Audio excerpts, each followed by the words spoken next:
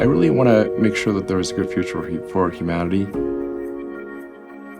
Your net worth on any given day is rising or falling by Yeah. several $billion. There aren't many people in the world who have to even think about that. How do you handle that psychologically? You want to think about the future and not think that it sucks. Help us try to picture what it would take to build a future that's worth getting excited about. A lot of people are sad about the future and that they're pessimistic, and I think this is not great. I mean, we really want to wake up in the morning and look forward to the future. We want to be excited about what's going to happen. And life cannot simply be about sort of solving one miserable problem after another. If we haven't completely eliminated greenhouse gases or offset them completely by 2050, effectively we're inviting climate catastrophe. Do you believe there is a pathway to avoid that catastrophe, and what would it look like? I am not one of the doomsday people, which may surprise I actually think we're on a good path, but at the same time, I want to caution against complacency. So long as we are not complacent, as long as we have a high sense of urgency about moving towards a sustainable energy economy, then I think things will be fine. So I can't emphasize that enough. So long as we push hard and are not complacent, the future's going to be great. Don't worry about it. I mean, worry about it, but if you worry about it, ironically, it will be a self-unfulfilling prophecy. So there are three elements to a sustainable energy future. One is obviously sustainable energy generation, which is primarily wind and solar. There's also hydro, geothermal. I'm actually pro-nuclear. It's going to be primarily solar and wind as the primary generators of energy. The second part is you need batteries to store the solar and wind energy, because the sun doesn't shine all the time, the wind doesn't blow all the time. So you need a lot of stationary battery packs.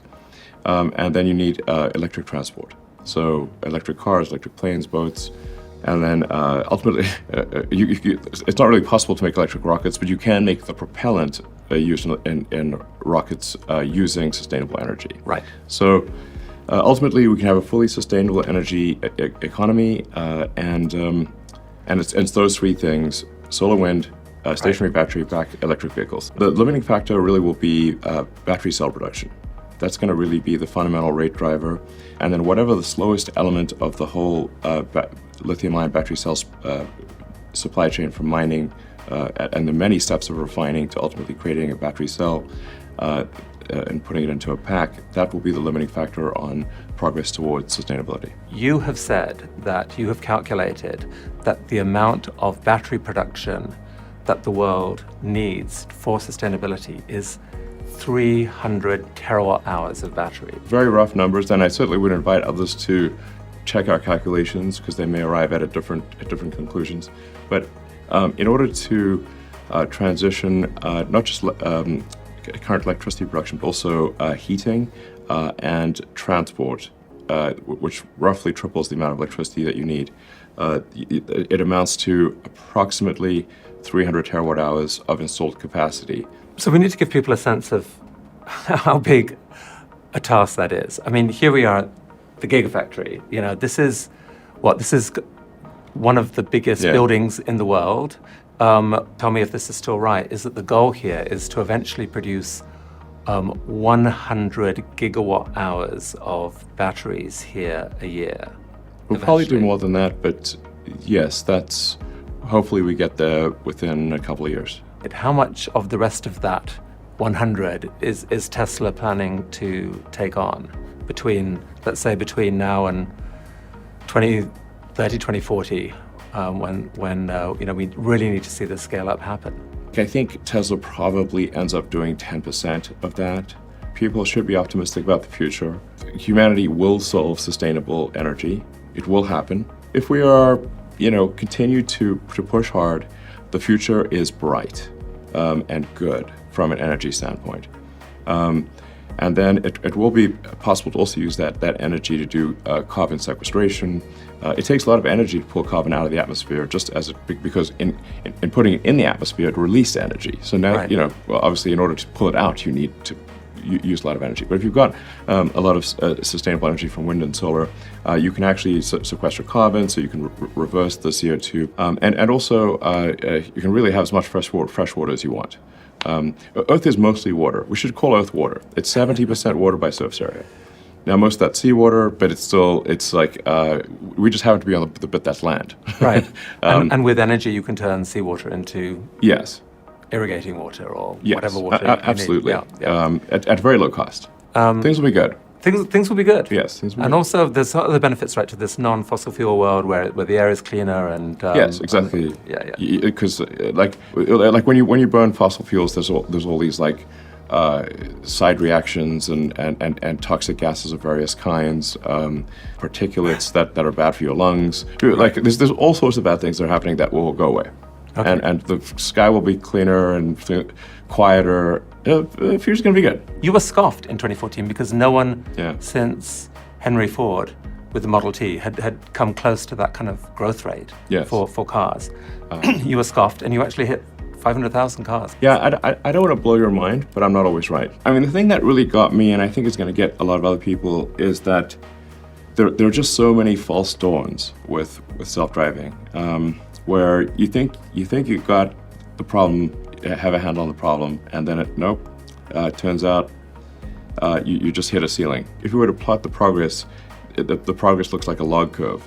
It goes up sort of a fairly straight way, Right. and then it starts tailing off, Right. and you start And there's a kind of O-shape getting up. diminishing returns. It was trending up, and now it's sort of curving over and you start getting to these what I call local maxima, where you don't realize basically how dumb you were. And then it happens again. In order to solve full self-driving properly, you have to solve real-world AI. These may be an infamous last words, but I actually am confident that we will solve it this year. That we will exceed. You say like what the probability of an accident. At what point do you exceed that of the average person? Right. I think we will exceed that this year. What are you seeing behind the scenes that gives you that confidence? We're almost at the point where we have a high-quality unified vector space. I generally believe, in terms of internal timelines, that we want to set the most aggressive timeline that we can, because there's sort of like a law of gases expansion where, for schedules, where whatever time you set, it's not going to be less than that. It's very Right. rare that it'll be less than that. And as far as my predictions are concerned, what tends to happen in the media is that they will report all the wrong ones and ignore all the right ones. When writing an article about me, I've had a long career in multiple industries. If you list my sins, I sound like the worst person on earth. But if you put those against the things I've done right, it makes much more sense. So essentially, like the longer you do anything, the more mistakes Right. that you will make cumulatively. Which, if you sum up those mistakes, will sound like I'm the worst predictor ever. But for example, for Tesla vehicle growth, I said I think we'd do 50%, and we've done 80%. Yes. But they don't mention that one. I'm not sure what my exact track record is on predictions. They're more optimistic than pessimistic, but they're not all optimistic. They do come true. It's very rare that they do not come true. If there's some radical technology prediction, the point is not that it was a few years late, but that it happened at all. Is it something that happened in the development of full self-driving that gave you the confidence to say, you know what, we could do something special here? It took me a while to sort of realize that in order to solve self-driving, you really needed to solve real-world AI. And at the point at which you solve real-world AI for a car, which is really a robot on four wheels, you can then generalize that to a robot on legs as well. The things that are currently missing are enough intelligence for the robot to navigate the real world and do useful things without being explicitly instructed. So the missing things are basically real world intelligence and scaling up manufacturing. Those are two things that Tesla is very good at, and so then we basically just need to design the specialized actuators and sensors that are needed for a humanoid robot. People have no idea. This is going to be bigger than the car. Eventually the vision is to have these available for people at home, correct? Yes. Make dinner, I guess, mow the lawn. Take a cup of tea to grandma and show Yeah, her family absolutely. pictures. And Exactly. Take care of my grandmother and make sure. Yeah, exactly. I mean, obviously, we need to be careful that this doesn't become a dystopian situation. Like, I think one of the things that's going to be important is to have a localized ROM chip on the robot that cannot be updated over the air. Where if you, for example, were to say stop, stop, stop, that would, if anyone said that, then the robot would stop, type of thing. And that's not updatable remotely. I think it's going to be important to have safety features like that. I do think there should be a regulatory agency for AI. I've said this for many years. I don't love being regulated, but I think this is an important thing for public safety. In say 2050 or whatever, that like a robot in most homes is what there will be, and people will I think they probably love will. them and count on them. The first units that we tend to make are for jobs that are dangerous, boring, repetitive, and things that people don't want to do. And I think we'll have like an interesting prototype sometime this year. We might have something useful next year, but I think quite likely within at least 2 years. What do you picture the cost of one of these being? Well, I think the cost is actually not going to be crazy high, like less than a car. Initially, things will be expensive because it'll be new technology at low production volume. The complexity and cost of a car is greater than that of a humanoid robot. So I would expect that it's going to be less than a car, or at least equivalent to a cheap car. The sort of putting people out of a job thing, I think we're actually going to have, and already do have, a massive shortage of labor. So I think we will have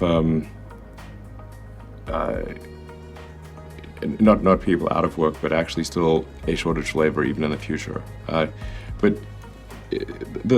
this really will be a world of abundance. Any goods and services will be available to anyone who wants them. That it'll be so cheap to have goods and services, it'll be ridiculous. And presumably it should be possible to imagine a bunch of goods and services that can't profitably be made now, but could be made in that world, courtesy of legions of robots.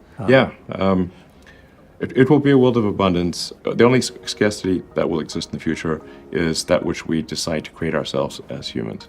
The dangers would be that artificial general intelligence or digital superintelligence decouples from a collective human will and goes in a direction that for some reason we don't like.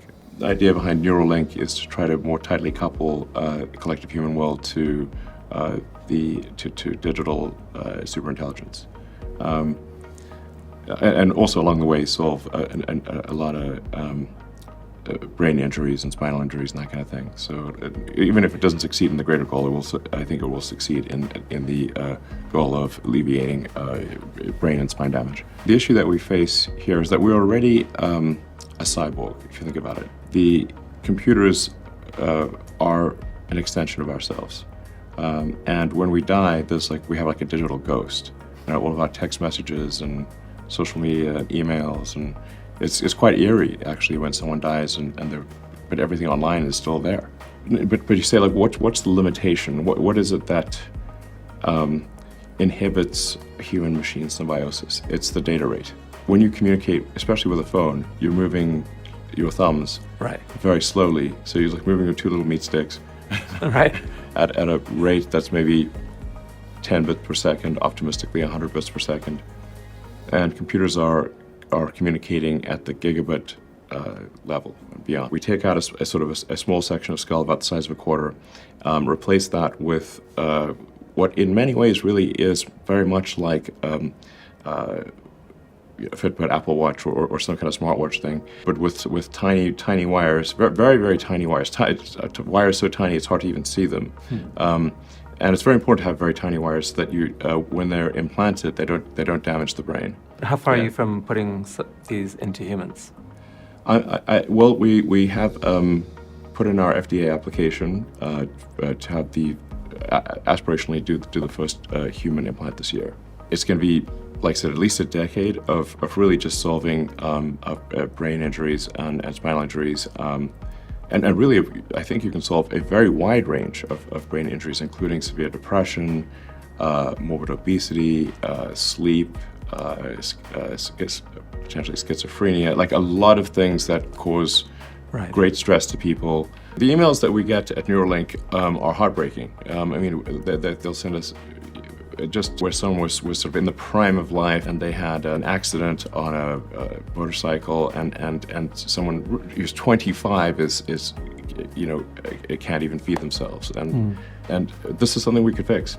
And people really want their phones and their computers, which are really the tertiary, the third part of your intelligence. The rate of communication with that tertiary layer is slow, and it's just a very tiny straw to this tertiary layer, and we want to make that tiny straw a big highway.